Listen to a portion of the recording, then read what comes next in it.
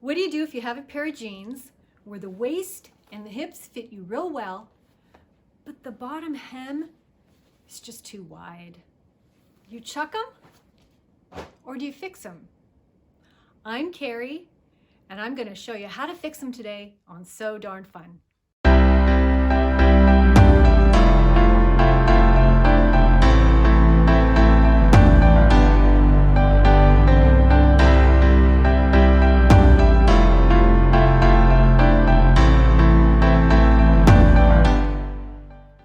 Today's project is what I call a practical project. This is one of those projects that can be applicable for a wide range of people. It doesn't take any special skills, just some patience. And so many of us have had this type of problem where we just want to taper in our jean legs a little bit without throwing them out. So this is something that I think would be useful for a lot of people. I want to go into the process just a little bit. One of the things I don't demonstrate on this video is that you really have to pluck out the hem of the jeans. The hem was pretty much already taken out of the pair that my client brought me, so I didn't demonstrate that, but I just wanted to mention that to be sure that you pluck that out. A seam ripper is very helpful.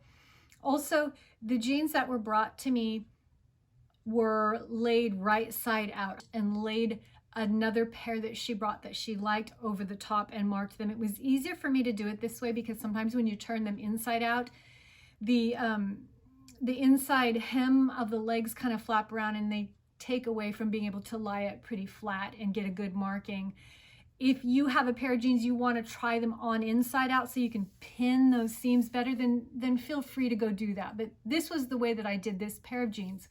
One thing that you want to know before you go into this is know how narrow you want those. This project isn't taking a pair of jeans and making them really skinny like a skinny leg jean. You're going to have to probably have a stretchy fabric for that. A regular non-stretch fabric wouldn't work very well for those. But for this project, this jean fabric is going to work well for what we're doing. My client knew how wide she wanted the circumference of the bottom of the leg. So if you don't know what circumference you're going to want, then I can suggest that you compare them to a pair of jeans that you already like the width to, or that you put them on and pin them and try to get a good idea of how much of a taper that you want for these jeans.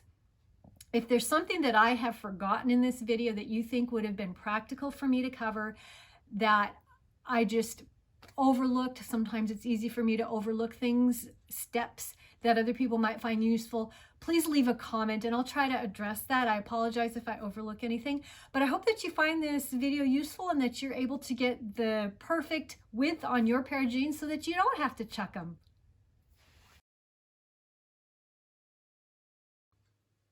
Here are the pants that we're going to taper today.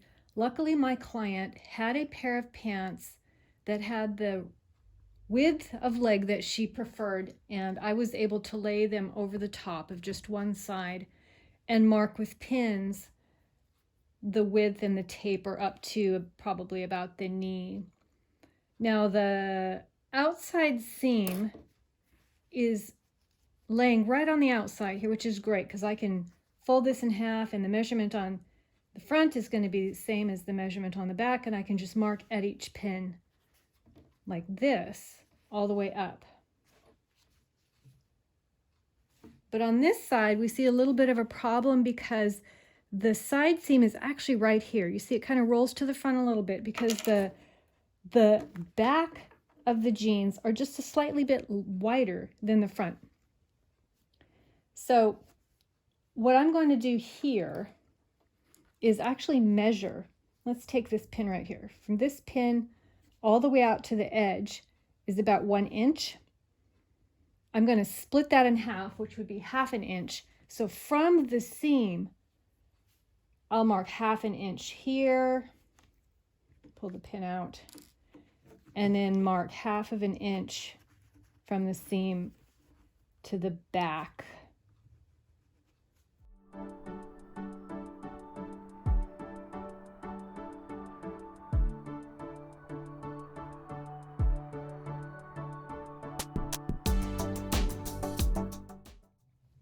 Actually, we only need to mark these marks on one side, either the front or the back of the jean, because when we transfer the marks to the inside, we can only sew with one of the seams facing up.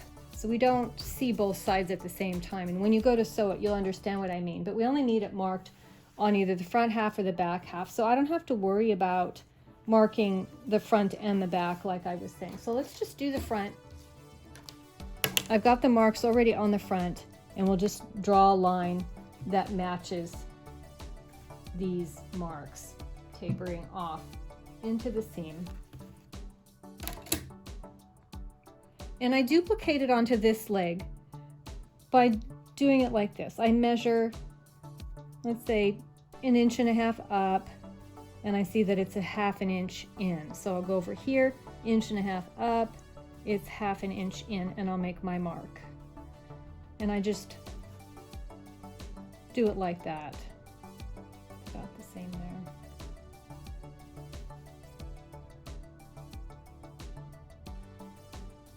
It's between 3/8 and 1/2. So it's kind of an in-between measurement right there.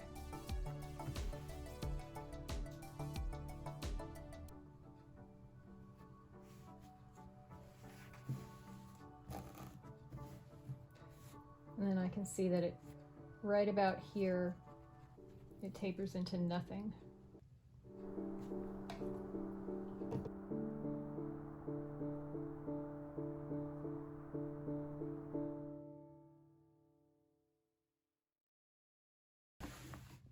It's just easier if they're closer together. These are really dark. You might not be able to see. The actual seam line is right here. So I'm going to be measuring from the seam line, not the folded edge that you see here.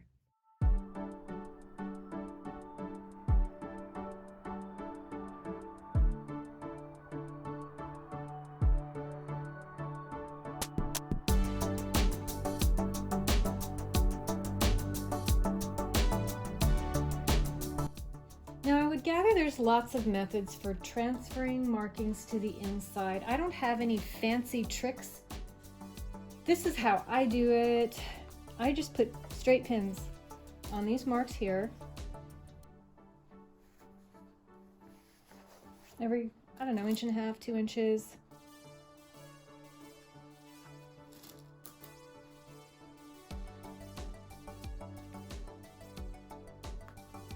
And then when I'm done with that, depending on how far up the leg it goes, I can either just try to flip it to the outside like this, or I'll turn the whole leg inside out. And wherever I see those pins, I'll make the same marks with my chalk. Just moving on up. Wherever the pin is, there's a mark. I know those pins are in the right place, and so I have confidence with making my mark there.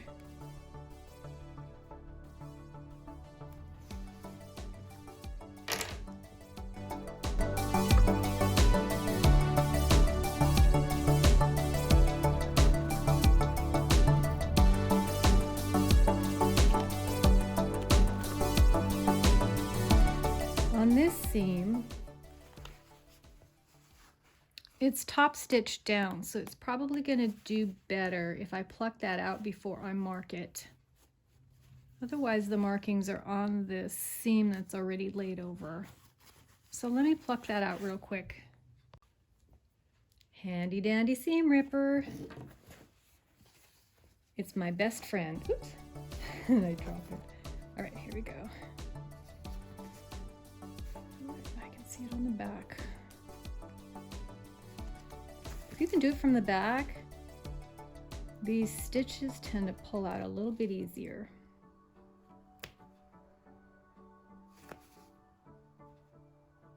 Seems that bobbin stitching, this would be the bobbin down here. Bobbin stitching is usually a little bit tighter, and so it pulls out more easily. So that's a handy trick for you. So why would it be, if the bobbin is tighter, that it would pull out more easily?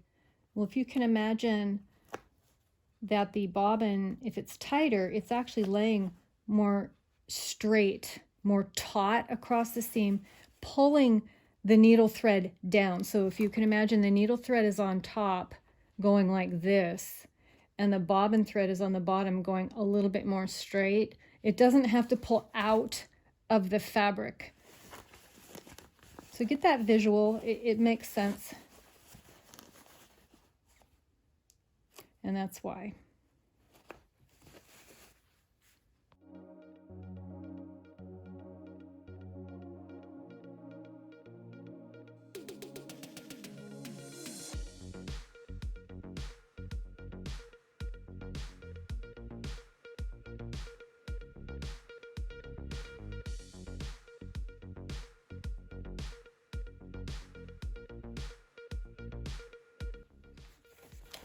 There, I've got it pinned. You can see now that I have that top stitching plucked out of the way. This can flat back, and I can actually mark it where it needs to be rather than getting on top of that seam. This, which isn't going to be permanently down like that, I need to get it up so that I can move it out of the way to sew the seam anyway. I need to have it out of the way so I can mark it.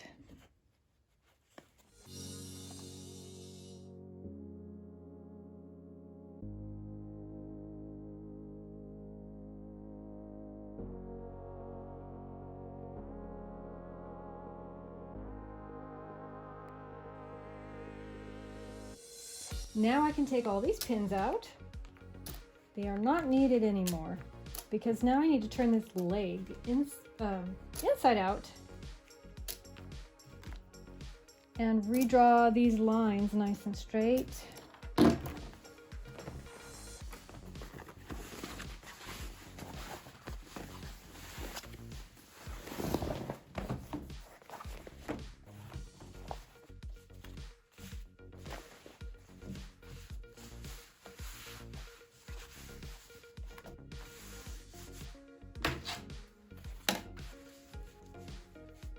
Seems like it's a lot of doing the same thing over and over again, but once it's marked,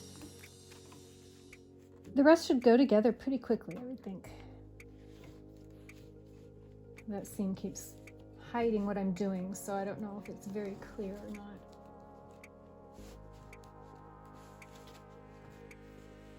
I do have another top stitching line that I need to take out of this seam. That's probably why it keeps flapping back over. I'll do that in a minute.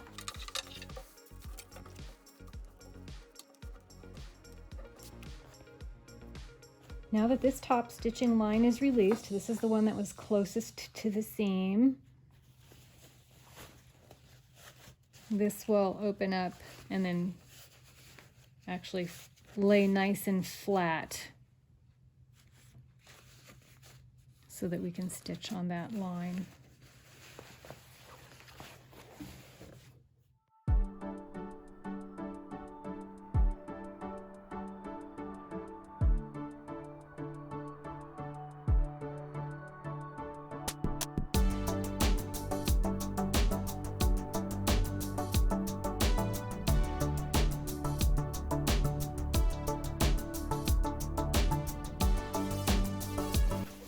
One side of these legs has a seam that is pressed open, and when we stitched it narrower we cannot press it open, so we're going to have to take out that thread so that we can make it lay nice and flat. Quite often this is sewn with a chain stitch. A chain stitch you can just pull right out, but it only goes one way, and on this pair it only pulls out going down this way. So I found it right here. Found the one to pull. And I can just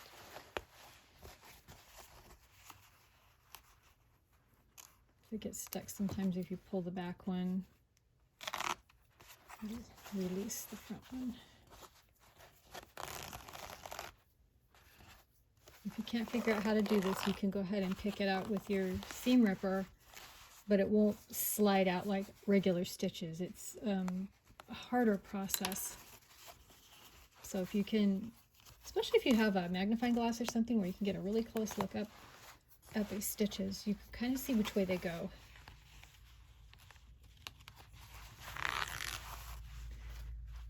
And that's it. been pulled out. Now it can lay flat. Interestingly enough, on the other leg, the chain stitch is set up so that we'll only pull out going up the leg. So if I do this all the way up the leg, it could potentially pull past where I've finished stitching here for our taper. So I'll just break the stitching right before my stitching has ended. That way it won't pull out all the way up to the crotch.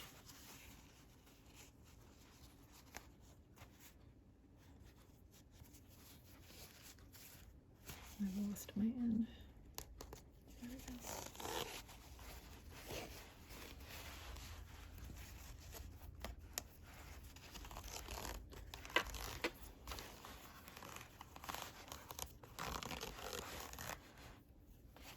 It's kind of therapeutic.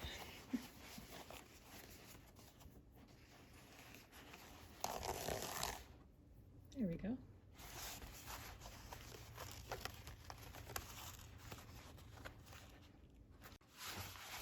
My next step is to press these seams so that they're flat. I'm not going to show my pressing step, but I'm just going to tell you what I'm going to do. I was contemplating leaving this one wide like this, but I've changed my mind and I think I'll go ahead and serge them narrower so there's not so much flapping around on the inside of the leg. But first I must press that flat so it's easier to work with. And then on the other side here, this is the one that was folded over and had the top stitching that I pulled out. These are serged together. I'm going to do the same. I will replicate this and go ahead and serge these two together so that it's not quite so wide of a seam. So this is the width they had it. I'll try to keep it about the same all the way down.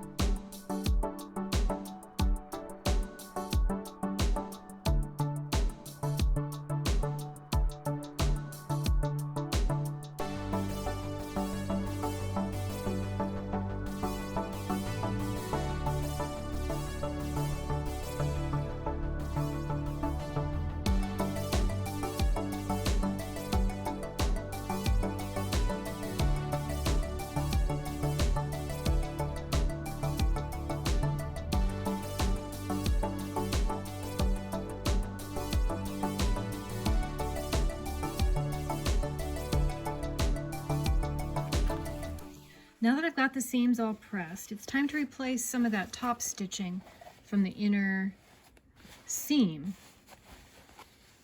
You can see where this light color just sort of stops right there.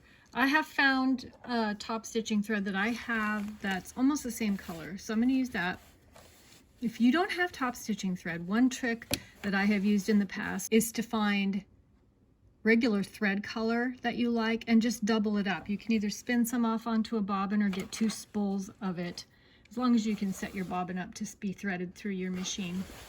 Also, if you use top stitching thread, be sure that your needle has a large eye. I'm using a size 100/16.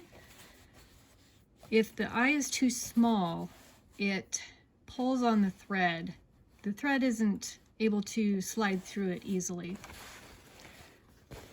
So now my big dilemma is how to get in there. It's not going to be easy. I found that if you fit the leg over your free arm, and as long as you can feed the seam straight into your needle, it might work rather than scrunching it up the entire way.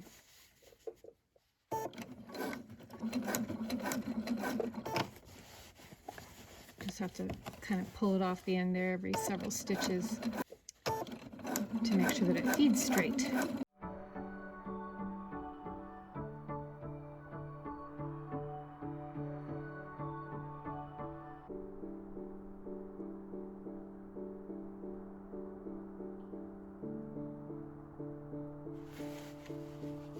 Yes, that looks good. Now I'm going to pull these ends to the inside and tie them off so that they don't show. And it just looks like one continuous seam, where this is the original stitching and this is the stitching that I just added.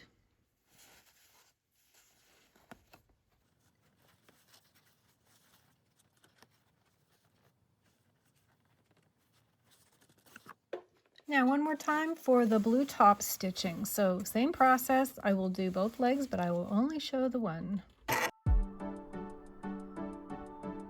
I don't have anything to line up the distance between my foot and this line of stitching here, so I am going to be daring and eyeball it.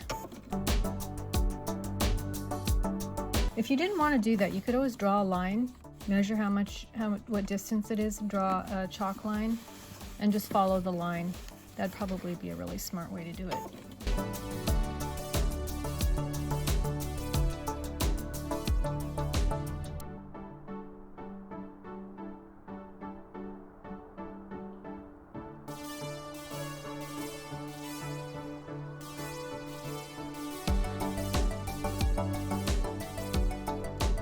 Here we have it, our nicely tapered jeans.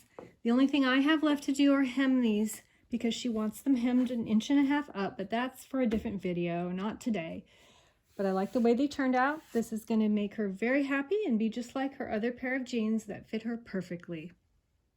I hope you found this video useful. I'm very happy with the way that my client's jeans turned out, and I know that she will be thrilled when she comes to pick them up. I hope you try it out, and if you do, let me know in the comments how your success was. See you next time on So Darned Fun.